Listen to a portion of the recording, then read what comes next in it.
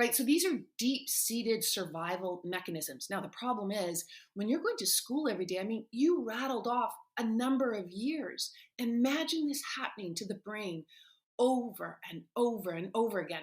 So what it's doing is it's cutting into learning. You can't learn your sport. You can't learn math. You can't problem solve. You can't make good decisions. You can't connect naturally with others because you can't even let your guard down. You are in survival mode.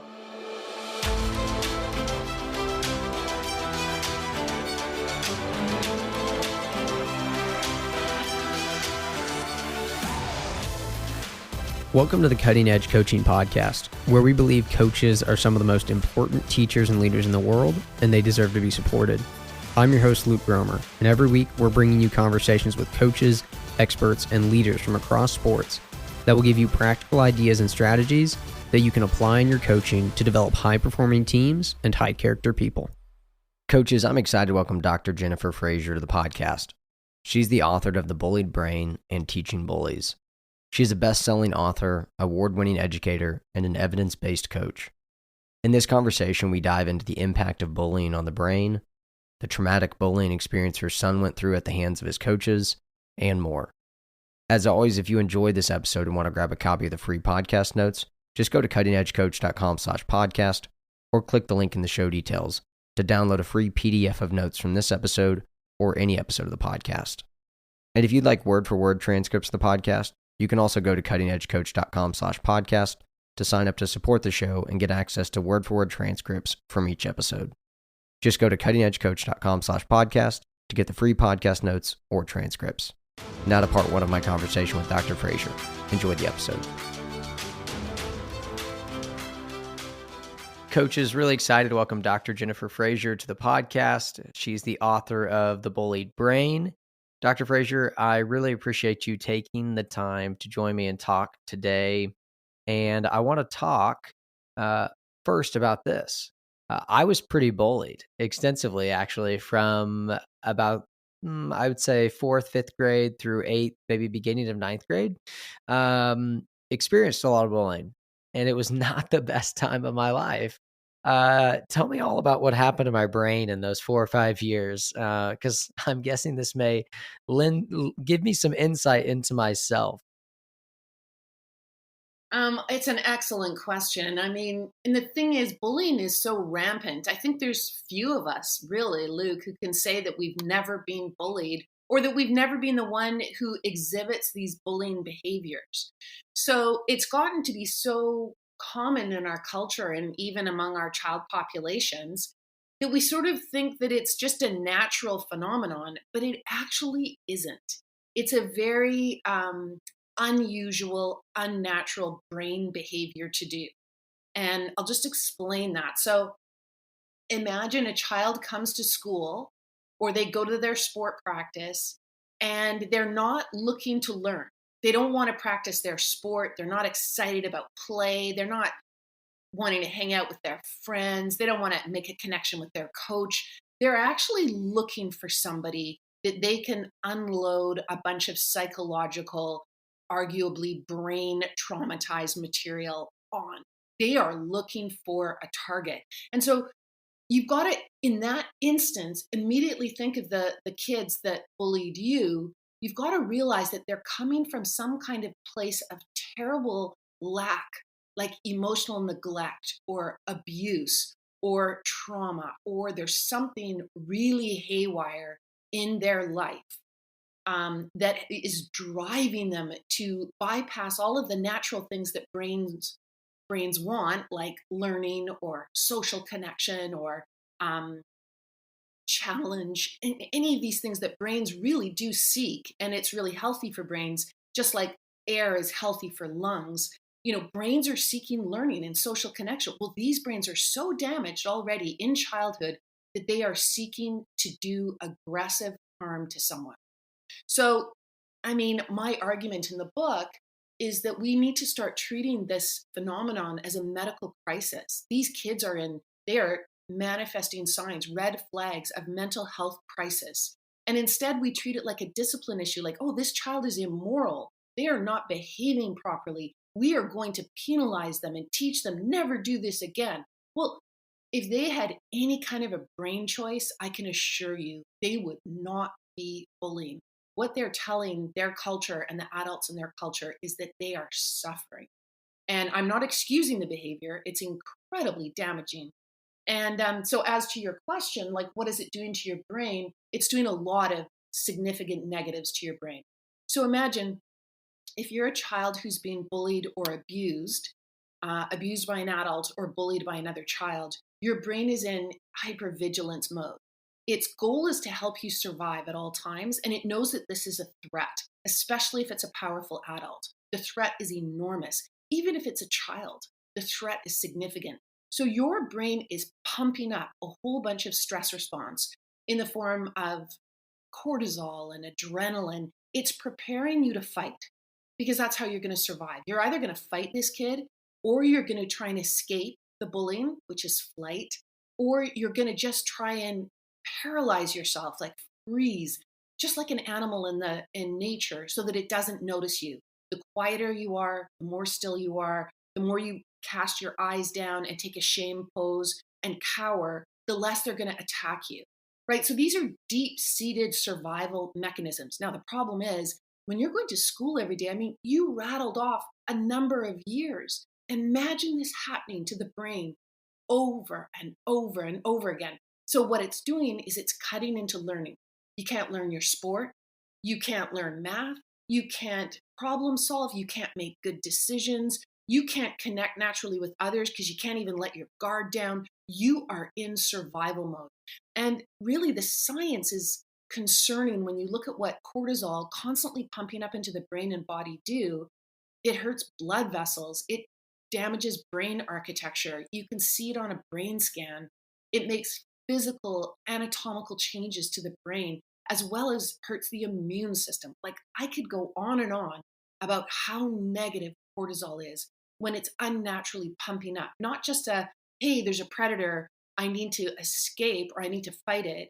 This is I meet this predator every day in my normal life and I have to fight for my survival. That's super unhealthy. Yeah.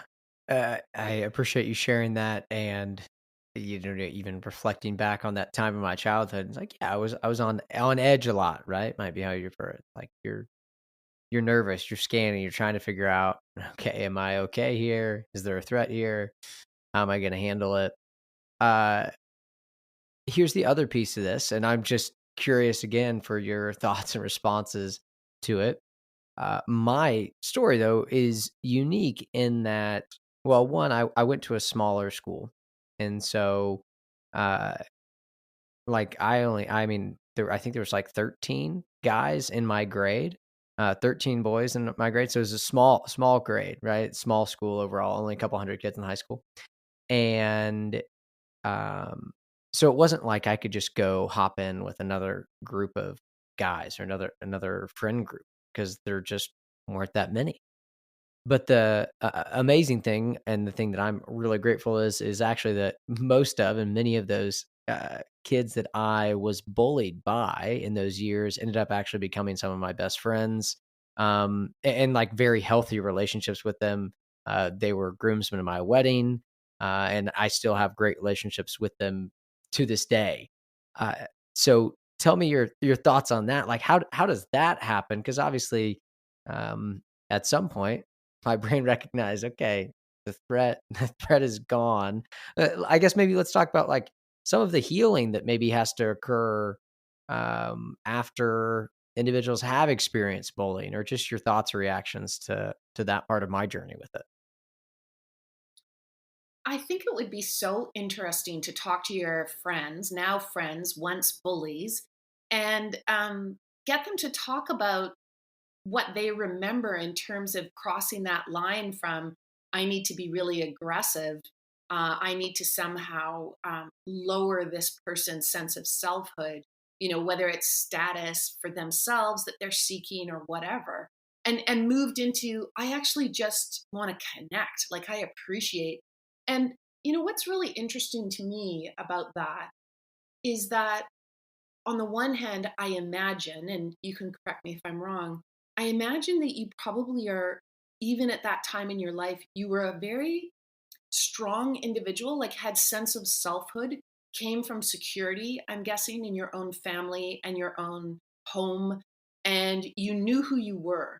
And that's hard to have for a lot of teenagers. That's hard to have, as you're trying to define selfhood. I mean, there's so many different things that can make us unstable during that time, including huge brain changes during your from 13 to 24.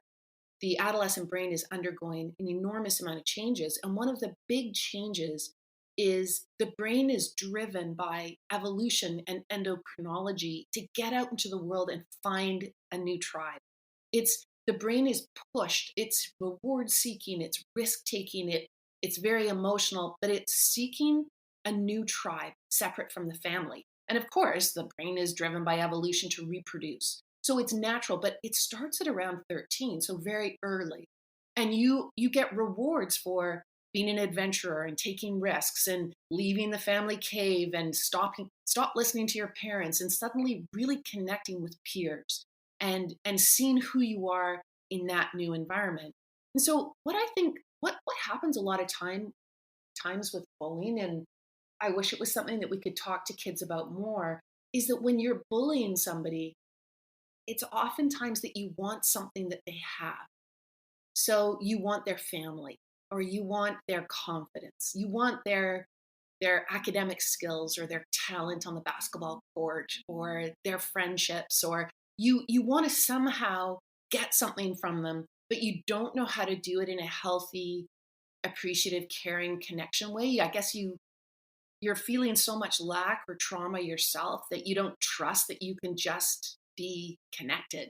And it sounds like your friend group, they might have come at you like wanting something that you had, and then realizing as they grew up they can actually have it without lowering your status, and making you feel less than. Yeah, that's an interesting take on it as well. And yeah, I think, I mean, just honestly, transparently, one of the best parts, but most healing parts of it was just when some of them said like, "Wow, I was really mean to you. I'm sorry." I was like, "I forgive you." Right? Just those moments of forgiveness and stuff were powerful in my journey. And I think too, I'm very fortunate, blessed. I grew up in a very loving, supportive environment where yeah, I mean, honestly, that the bullying that I experienced was probably the most traumatic um, things that I experienced in my childhood. Home, very stable, very loving, supportive environment. Um, but also, like, I think maybe towards the end of that experience, that the bullying experience for me, I think some of it actually was brought on by not that I was bullied because I was really secure in myself during those years, but by the end of it, I had started to develop a real sense of identity and value and self confidence, even apart from that. And so I think that was I wasn't looking for validation from friends as much as I probably was in those years when it was really bad. Because as I reflect on it too, I'm like, man, I brought, not that it excuses anyone's actions, but I brought some of this on myself because I was looking for things and I didn't know how to uh, form relationships in a positive or healthy way, as most right young kids don't. And so, yeah, it's interesting to reflect on. I was thinking about it as I was reading some of your book and thinking about this conversation. I'd love it if you shared another story, though. I'd love it if you shared the story of really what inspired you to go on this journey and write this book in what happened with your son.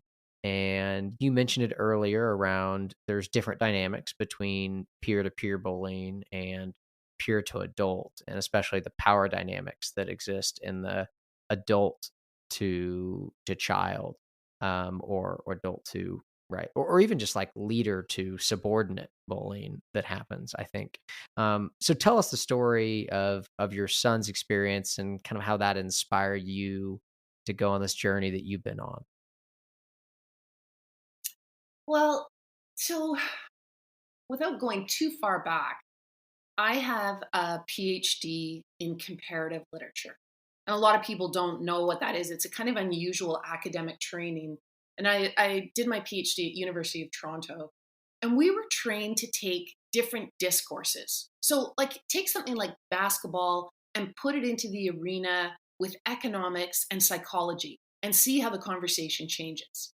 Because you're taking things out of their silos where people talk to each other about what they believe and think, and you're putting it into a different context. So that was how we were trained. So I taught at University of Toronto. I lectured there for years, and then we moved with my husband's work to Victoria, British Columbia, and I ended up teaching in a private school. And it's a fabulous private school. I loved it, and I loved my colleagues, and the students were amazing. It was a international university prep school, basically, with kids from all around the world and local kids. And so I was very happy there, and so on. And my older son, attended the school.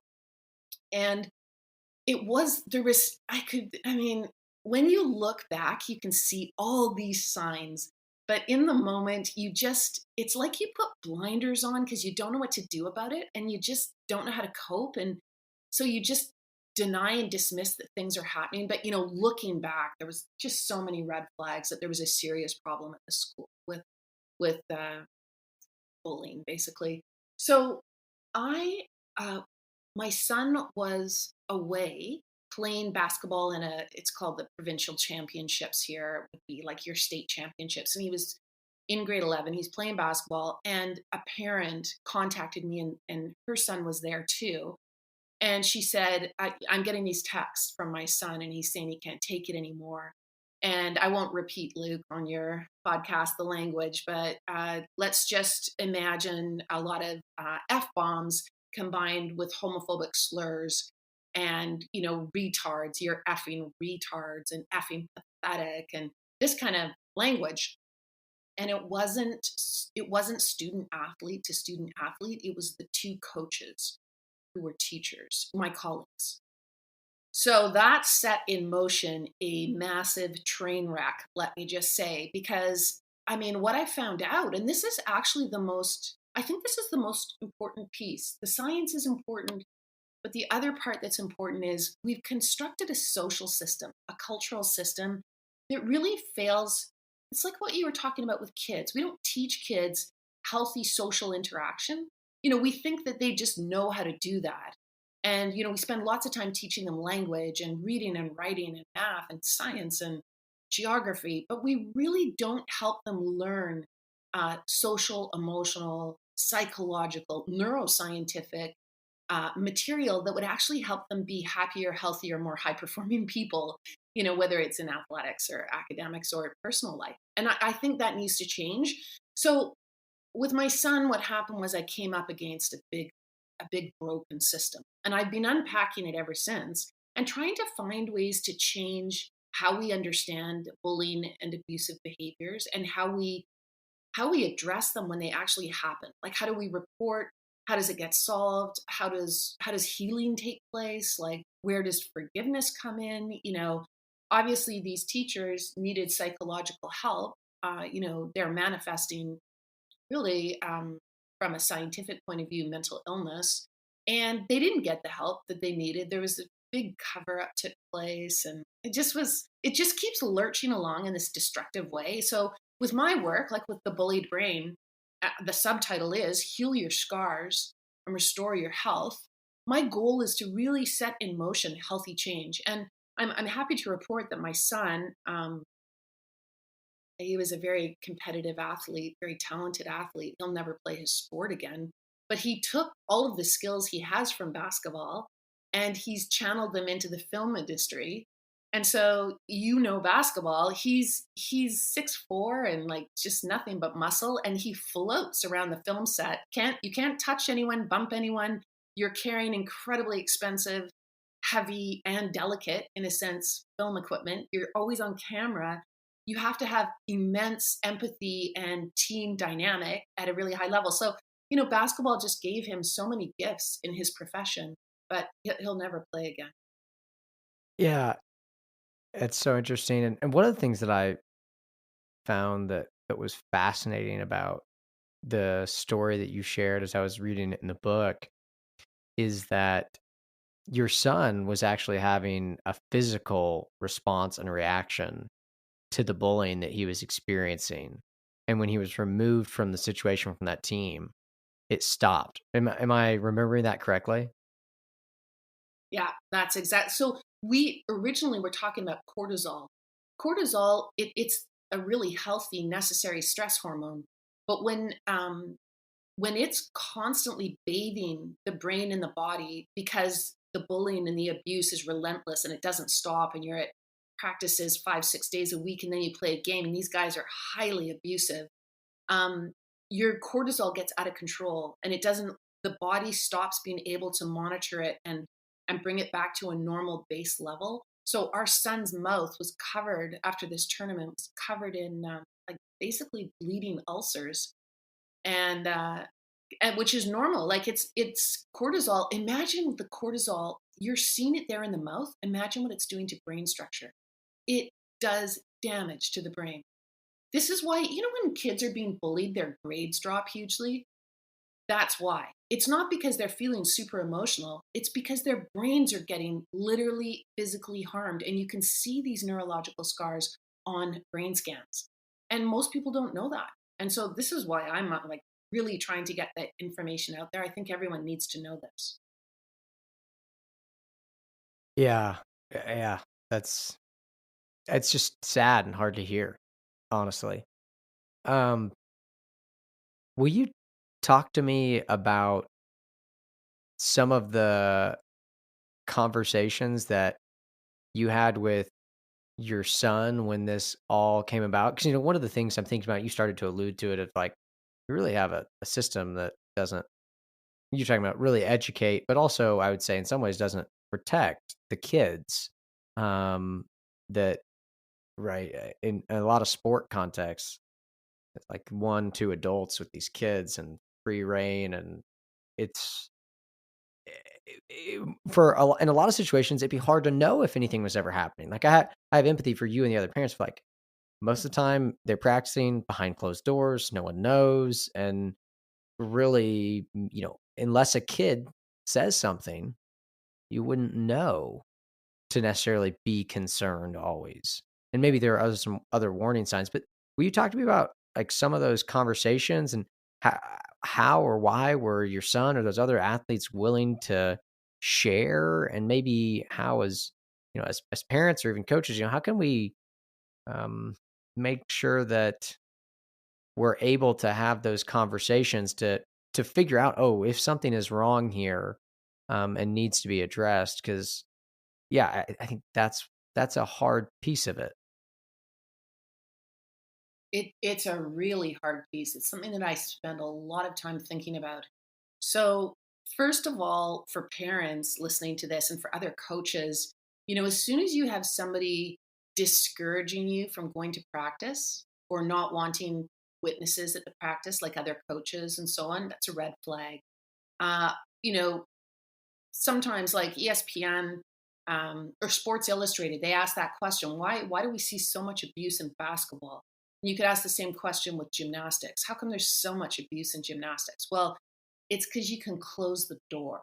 And really, what's so confusing with abusive individuals or mentally ill, however we want to talk about them, is they're very adept at manipulation. So they present as two different selves. They have the self that's out in public with the other coaches and parents, who's this kind, smart, funny, dedicated, um, really there to support the kids and help them achieve their athletic dreams and hopes. You've got that persona. And then behind closed doors, you've got another whole being that comes into play, this highly abusive. It's they structure practices and all their time with these athletes based on fear and favoritism and humiliation. So it's really hard to identify these people because you're used to seeing them, you know, the old fashioned way to talk about them is Dr. Jekyll, Mr. Hyde. You're used to seeing respected Dr. Jekyll. You would never think in a million years that this other whole kind of monstrous being comes out behind closed doors. So with our son, I mean, the first time we heard very, very specifically that reported that there was a problem was when one of the coaches had said to them that they're effing retards. And this was reported to us from other parents. And, we said to our son, is this true? And he said, yes. And he said, don't say anything. If you say anything, I'll never play again. There had been a kid whose mom had complained that the teachers had a lot of alcohol and visible bottles all over the place in the hotel room. And that kid, who's a super talented player, never played again, just sat on the bench in grade 11. So, teachers, that what they do, not coaches, teachers, individuals who are abusive, is they weaponize the sport. So going back to what you said, you were a kid, you didn't have a choice. Well, it's the same in high school. You can switch math class if you have an abusive math teacher who's targeting you particularly, but you can't switch your basketball team because there isn't enough. And we actually tried to get a B team going, and the school blocked us at every turn. They wouldn't allow it because, there were 6 boys who refused to play in that final year. They didn't want to be exposed to these individuals anymore. And, the school had done everything to protect the perpetrator and re-victimize the victims, which I'm sorry to report is really typical. And it's not just sports. It happens in churches. It happens in um, clubs. It it's our society is broken in terms of how we handle this. And I'm very hopeful we can change. But yeah, so one of the saddest things for me was like really felt like I'd failed as a parent was at the beginning of the year, our son said, I am the focus of relentless criticism. And my husband and I said, you're so lucky because the coaches, they want to take you to the next level. They've said you're going to play college ball, you're going to be sought after. They know how good you are. You love the sport. Like, you're lucky. They're paying attention to you. Okay, so completely psychotic parental response. Really, what he was trying to say is, I'm being abused, but we'd never taught him the language. We didn't teach him what psychological or physical abuse was. We didn't say these are the proper words that you use. We ultimately went to the police and reported what was being done to him. Um, that's how bad it was. But he didn't know. And so I said to him when the whole thing blew up, I said, why didn't you tell me? When I was starting to I took testimonies at the headmaster requested I take testimonies from other kids, which I did, thinking that he was going to do all the right things. He promised confidentiality. He promised these kids would be protected. He promised these teachers would not coach the next year so it wouldn't destroy their sport for them. All of that was a lie. He lied about everything. So I dutifully took my 8 testimonies. So I heard directly from students what they were experiencing, and it was terrible. And I said to my son, why didn't you tell me? And he said to me, I did. And I just waited. I felt sick. And he said, I said to you, I hate those guys. And I said to you, they are freaks. And you know what? I heard that as teenage angst. I heard it as kid language. I don't even know what I heard. It's like, what mother doesn't ask all the right questions when they're hearing that kind of material? I don't know. I think because I was a teacher at this school, the only excuse I can come up for myself is my livelihood was on the these were my colleagues. It was like I was treated as if I was a social pariah at that school. The fact that I dared to speak up and that I said this is not okay and that I tried to protect the students, my colleagues, I resigned in protest ultimately from this school. I mean, I was lucky I got hired somewhere else. So there was a lot of risk involved. Yeah. Oh man, that's just sad. Sad that obviously he and those other boys experienced that. Sad that that's how it was handled. Yeah, sad that. Sorry. Uh, Sad that sport was used for such bad in this situation. Because I'm such a believer that sport can be used for so much good, as I'm sure that you are too. But obviously, here was so damaging.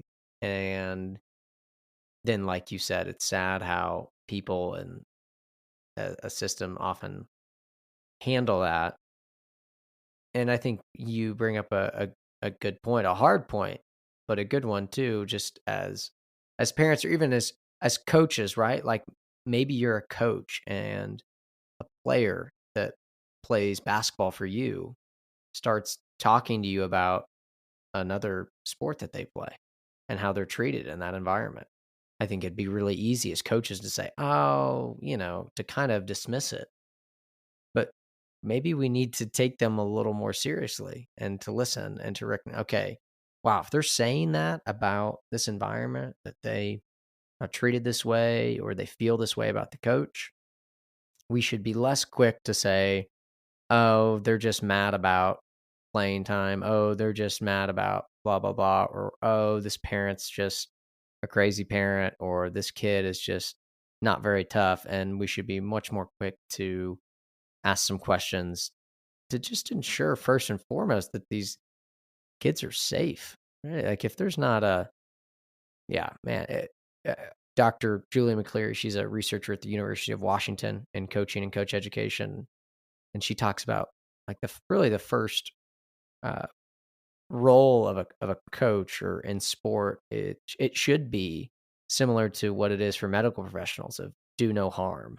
Like that should be the baseline for all of us as coaches in the sport environment. Of first of all, do no harm, and then use this for incredible good in the lives of the people that we get to coach. Any thoughts to that before we shift topics a little bit? Yeah, I would just want to respond to the idea that sport is it's one of the greatest things in life, and I fully agree with you on that. And it's also one of the greatest things in life for the health of the brain. Mm, There's few things on the planet that do more transformative stress reduction, honing of all kinds of neural networks that are really important than sport. Aerobic exercise, combining that with strategic thinking and with empathy, with being able to completely connect with trying to figure out what the other players are doing, trying to figure out what your guys are doing. All of that is so good for the brain. It's not even funny. And so I've been asked to speak a number of times with National Alliance of Youth Sports and present to their recreation program heads and so on, because we lose 70% of kids at 13 in sports, and we should aim to have 100% because it's so good, not just for their physical health but for their brain health. It's the one of the most important things that we can offer to young people to be healthy. And so obviously we're doing something wrong in sport that we lose 70% at 13. And what people don't talk about is, as you and I talked about before, at 13, the brain starts to change rapidly and it becomes hypersensitive to peer relationships. And if you really, really want to hurt a teenager, probably much more than a physical blow would be humiliation. That's the one thing the teenage brain cannot bear. And it will escape it. It will leave it. It will, ditch sports if there's humiliation. So that's definitely, we've had it hammered into us as a culture that we don't like to say it out loud, but we believe it. We believe that abuse or bullying is a necessary evil for greatness. And so you will often find people saying, oh, well, it's really a shame that these athletes were abused, but they did win the championship. And what I can tell you is what I learned, and I've seen it. I mean, I study this phenomenon now. I see it all over the place. There is zero research that correlates or connects winning with abuse. There's zero. There's nothing to support it. On the flip side, we don't know the half of how athletes might perform if they weren't in abusive conditions. Abuse interferes with your ability to achieve high performance. You might still do it because you're just so incredible, but it doesn't enhance your performance.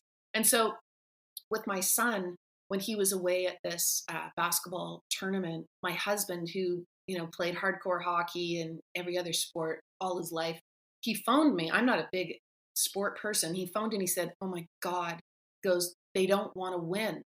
And I was like, "What?" He goes, "They don't want to win." And I said, "What do you mean? What does that? How am I supposed to understand this?" And he said, "There's another agenda." And he was just ill because he saw they were doing things like the coach was playing his own son who was sobbing because he couldn't hit a layup, he couldn't hit a shot, he couldn't score basically. He couldn't score. And he was humiliated, and his father, who was the coach, kept him on for like 10 minutes crying. Like other players on the other team were asking him to take him off the floor. But it was this scene of like massive public humiliation in front of hundreds of people. That was the kind of stuff that was going on. It wasn't, they didn't want to win. They wanted the opportunity to punish the boys. They wanted to humiliate them when the games were over. These kids were so talented. In the past, they had just blown every team out of the water. They were so talented that year when he actually played our son. They beat the top team, the team that won that year, the provincial championship. But they never let our son play point guard position again after they won that particular game. Like it was all about blocking talent as opposed to having kids play together to do their best. It was really tragic.